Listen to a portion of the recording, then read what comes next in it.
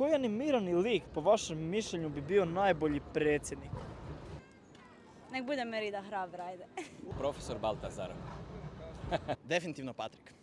Zato što je uvijek radio nešto što je bilo potrebno nekome drugome, za razliku od velike većine naših političara. Uz čast rijetkih iznimaka. Jer ovaj Krusty Krabs, ili kak se već zove, Eugene Krabs, koruptiran je. I ono, samo će pare, totalitarist. Ali Patrik, lik živi ispod kamena, sve mu je od pijeska. Druži se sa Spužvom Bobom, brine se o svom prijatelju više nego o sebi. Možda Pale sam na svijetu. Mislim da bi on bio dobar predsjednik zato jer ima suosjećanja za druge ljude.